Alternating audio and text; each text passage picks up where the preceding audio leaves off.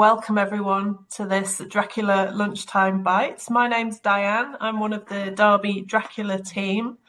You might recognise me from the conference in Derby for those who are attending. I met Gabi there and many other lovely people who's going to be speaking today. If Duncan, you could share the slide when you get a moment. Just briefly explain. This is a series of short talks, lunchtime bites, that take place on a kind of semi-regular basis online that are all free to attend. So please do follow the Derby Dracula on social media, a project based around highlighting the links between the city of Derby in the UK and Dracula. Derby was the first place that Dracula was ever staged, and where we get the iconic image of the kind of aristocratic Dracula from. But because this is a short lunchtime bite, I won't speak for much longer. I'm just going to briefly introduce our speaker today, who is Gabi Garcia, whose research looks at lots of really interesting things, including the intersection of gender, queer identity, social anxieties in Victorian England, but more broadly, they investigate how media narratives shape cultural history, societal ideologies and representations in mass media consumption. Lots of very cool stuff. But Gabi's talk today puts vampires literally under the microscope, examining medicine and illness in vampire media. Hi, everyone. It's me, I'm Gabi. The topic today is one that I was very interested in. I was sort of like dipping my toes into. I'm usually focused more on like queer vampires rather than the medical aspect, but I wanted a bit of a challenge.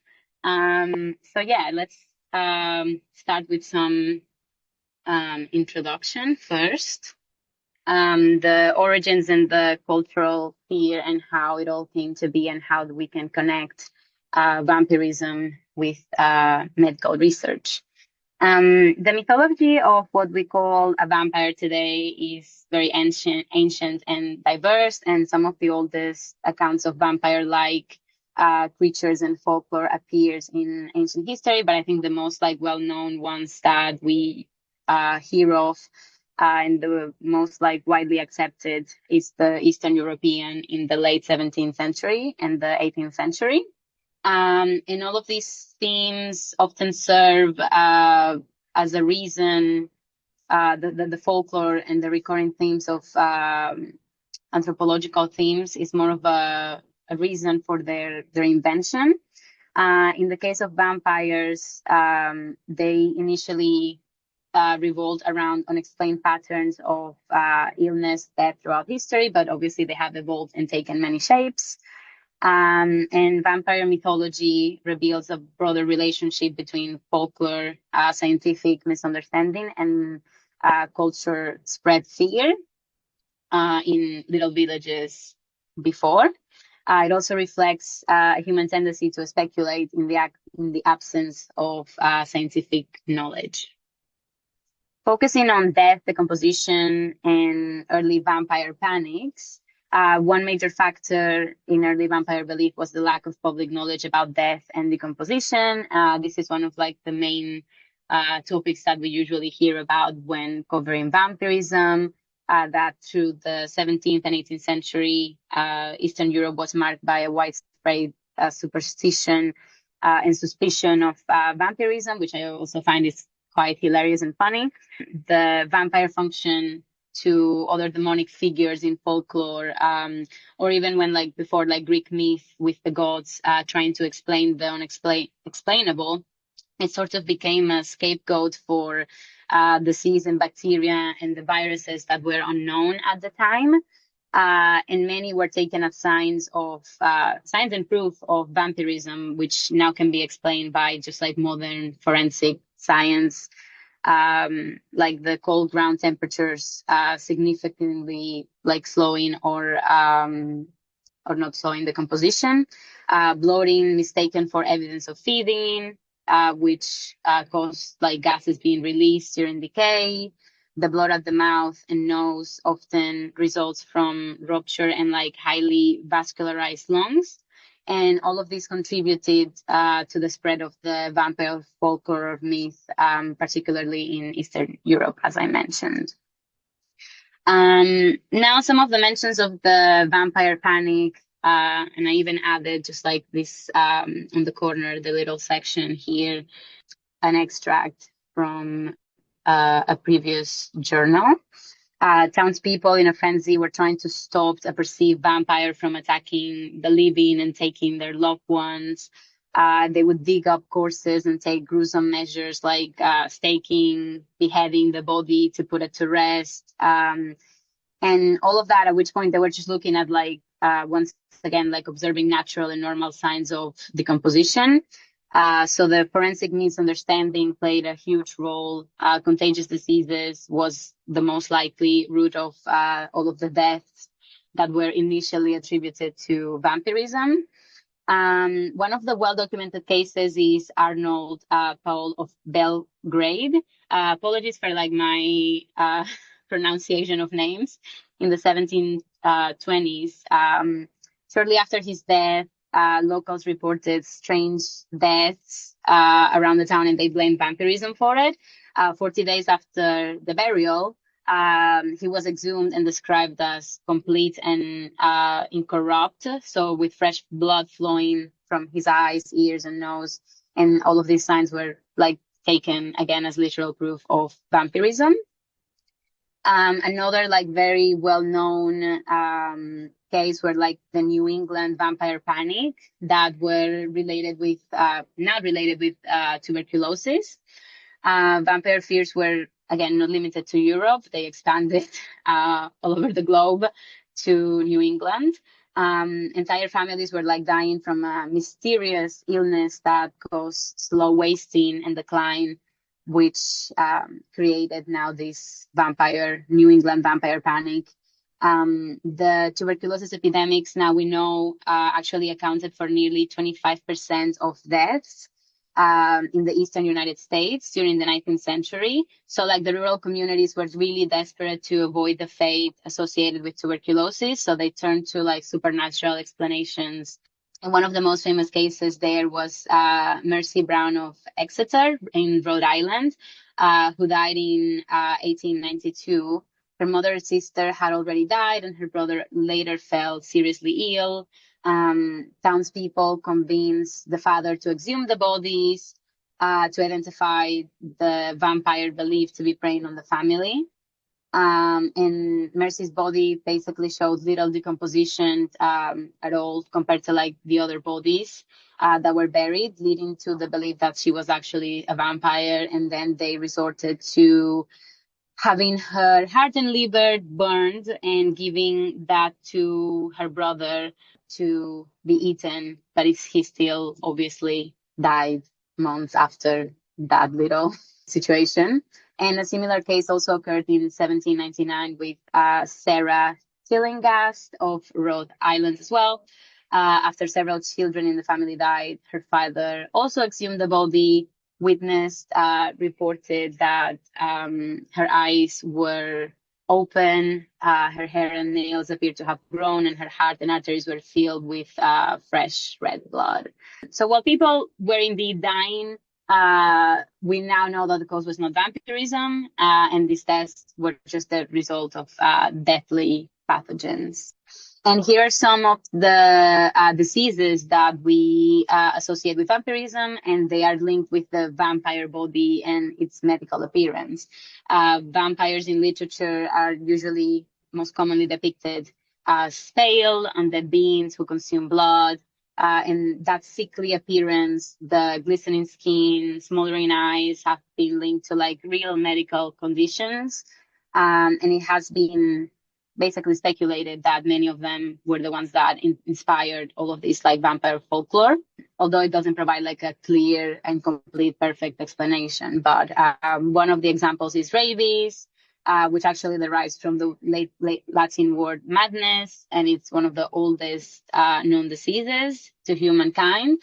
And it's spread through biting, produces aggression, altered sleep patterns, and sensitivity to light. So all of those are very much related to vampirism. Pellagra, which is a vitamin B3 deficiency. And it was actually like introduced to Europe because they were not doing the proper process, which is called nixtamalization, before actually consuming the corn. And that's how pellagra spread widely. And some of its symptoms were dermatitis, diarrhea, dementia, and death. Some sensitivity as well, corpse-like skin appearance, once again aligning with those vampiric descriptions that we know and love today. Tuberculosis, as I mentioned before, victims were described as pale, thin, bloodless, which again easily attributed to the supernatural feeding that vampires have. PCT, Porphyria cutanea tarda, also affects the liver and causes extreme photosensitivity. So people who suffer from this condition avoid the sunlight and results in a very pale skin. In severe cases, there is tissue damage, which can lead to the loss of ear, nose, or fingers. And I think it's somewhat shows like the depiction of like Nosferatu in a way, which is why I added that little picture there.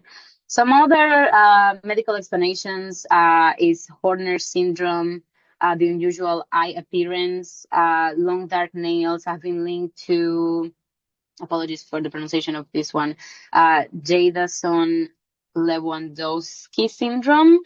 And interestingly enough, which I didn't really know before, the avoidance of mirrors has been linked to the distorted self-perception, which can be sometimes associated with BPD, borderline personality disorder. Next, I wanted to mention the social exclusion and the disease other aspect of vampirism. These beliefs would often lead to social exclusion, creating the concept of the other, because the vampire is basically being read as a deceased human, rejected and feared due to the visible difference and misunderstood illnesses. And the aging, immortality, and medical anxiety aspect comes from the fact that vampires embody the fantasy of eternal youth while simultaneously representing anxieties about aging, physical decline, mortality. And they typically stop aging at the moment of transformation, preserving the youthful appearance, right? But the immortality always comes at a cost. Sustaining eternal youth requires feeding on the living, reflecting fears of dependency and unnatural lifespan extension. The narratives usually explore emotional and psychological stagnation. In a lot of these examples that I have here, hopefully you recognize Interview with a Vampire, Only Lovers Left Alive, the adaptation of Interview with a Vampire, the TV show, Lost Boys, True Blood, Angel from Buffy the Vampire Slayer, and the girl from A Girl Walks Alone at Night. So yeah, vampires basically must watch generations of loved one age and die, reinforcing these anxieties of loneliness, social disconnection, and being left behind. Now to go into the examples, the description of vampire bodies often mirror all of these traits that we just covered. And for example, in I Am Legend, vampires are described as unkempt with greasy hair and stained teeth throughout the book. In the 1992 Bram Stoker's Dracula movie, Dracula is depicted with long, discolored fingernails. In Anne Rice's Interview with a Vampire, the description is pale, glistening bodies, intense colored eyes. Yeah, and all this imagery aligns with porphyria-like symptoms. So here are some of the examples that we will be covering today. So with Dracula, the medical metaphors or clinical elements, we have blood transfusions, disease metaphors, the psychiatry aspect with Dr. Seward and Renfield. So a lot of like physical degeneration, which was a big one. The metaphors could also be seen as vampirism as syphilis, STI, tuberculosis, and reverse blood contamination. So again, the fear of degeneration and contagion. So like the other coming and spreading all of these disease. Next one, Carmilla, by Sheridan Le Fanu. The protagonist, Laura, is examined by doctors. There is this illness spreading and killing young girls in the town. Her physical decline is very much exploited throughout the novel. Fainting and her dreams are sexualized and medicalized. And the metaphors that I could see here were like female disease, female hysteria, and lesbian desire pathologized as an illness. Then we have The Hunger in 1983, directed by Tony Scott, and amazing David Bowie in this movie. We have the medical themes of blood, disease, aging, and mortality. Susan Sarandon actually features as a doctor researching aging. And we have metaphors such as addiction, cellular degeneration, and vampirism as a chronic illness or sexually transmitted infection, which is one of a big one in a lot of these examples as well. Then we have thirst, which is one of the most transparent and very clear medical metaphors. It's like a whole medical setup where a priest actually volunteers to get this vaccine trial that actually turns him into a vampire. And some of the metaphors are bioethics, experimental medicine, spiritual, and the bodily corruption, the corruption of the body through vampirism. The Blade series as well, very much beloved by everyone. Radicalization, the vampirism is the hemovoric virus, and vampires are treated as a literal virus. Blade is a hybrid, monitored medically human, and you have lab serums, blood synthesis, and it's biotech, Gothic in display throughout the trilogy. I Am Legend, the book, I think it's more focused on that. I think it's widely debated sometimes whether the movie and the book, because the movie seemed to be going more for zombies rather than vampires. But in the book, vampirism is portrayed as a pandemic plague.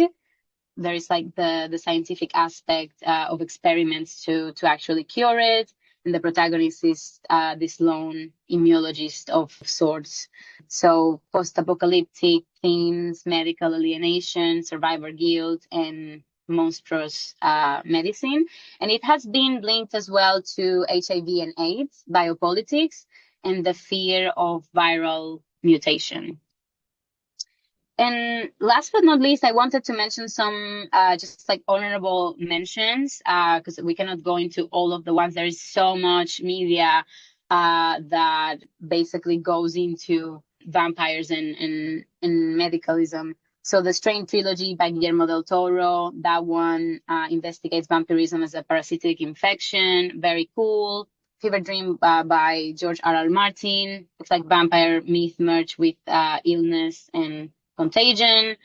Chronos, vampirism via a parasite device. It's a very cool little device that bites, cuts him, and he becomes a vampire. So there is some medical biotech undertone there. Daybreakers is very clear vampirism as a pandemic and scientists searching for a cure. Stakeland is vampirism as a disease spreading again in a post-apocalyptic environment landscape. Only Lovers Left Alive, which is one of my favorites. I really just wanted to mention it, even though it's stretching it a bit. But it's blood purity, the contamination fears of consuming blood in the modern age, and how that has shaped the vampire livelihood, I guess. The medical sourcing of the blood, the fact that Adam, one of the protagonists, he has to pretend to be a doctor and go to these hospitals to actually get properly and clean sourced blood to consume. And then also there is I see Lonely Lovers Left Alive. They consume blood as a survival method, but at the same time, it's very much it seems very substance, addiction vibes in a way. And then Morbius, which is a vampirism like plague, tried to blood transfusions and medical experiments. And lastly, well, the game Bloodborne, vampirism like plague tied to blood transfusions and medical experiments. That's such an amazing game. And lastly, True Blood, which vampire blood can be used for like healing properties as well as abuse once again as a substance like recreationally. So a lot of like metaphors and ways to tie blood together one way or another with like substances and like medical aspects. That was my presentation about vampires under the microscope. I hope you enjoyed and you learned something new. I hope that maybe if you haven't seen some of these books and movies that you feel inspired to take the time to read it and to consume more films and movies. Thank you for your time. That was great, Gabby. Thank you so much. If you could stop sharing your slides. Definitely. We can see you again. Hello. Yeah, Hi. that was amazing. Lots of applause there. If anyone has any questions, if you want to either pop them in the chat or indicate in some way or just unmute yourself to ask. I certainly have a question. So while people are formulating. If you also just want to just like give your opinion or like if you have any suggestion of like other content for me to watch about it, I would also enjoy just like a conversation if there are no questions, but you just want to participate, feel free. Lovely. Well, if it's all right, if I could take my prerogative of being chair, I thought it was really interesting. What really struck me is the kind of, is there a demarcation between kind of physical illness and mental illness in a lot of the examples you watched? Because obviously it's vampires are to do with blood and it's very physical. There's a lot of very physical things related, but obviously the psychiatric aspects you mentioned, but I was thinking about kind of representations of mental illness or neurodiversities even, because there's a history of witchcraft, for example, being linked with mental illness, or people attributed people with mental illness to witchcraft. If anyone's seen Haxan, for example, that's famously about that. So I wondered if there's anything similar or dissimilar to do with vampires, vampire media in that respect.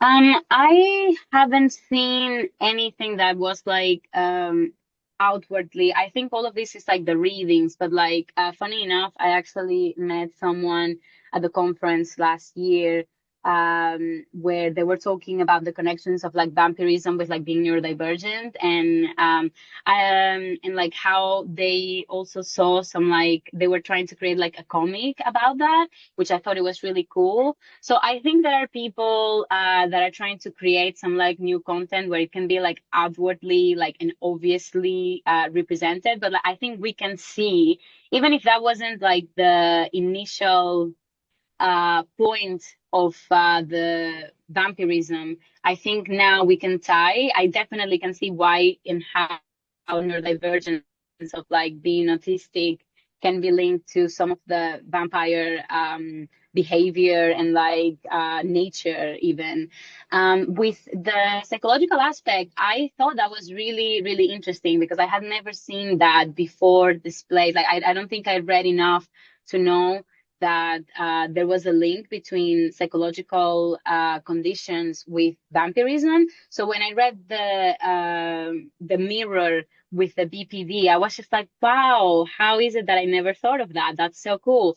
The female hysteria, that one, I think it's quite like widely known. I don't know if that answers your question. Yeah, no, absolutely. I don't want to take up any more time if other people have questions. Holly's posted in the chat.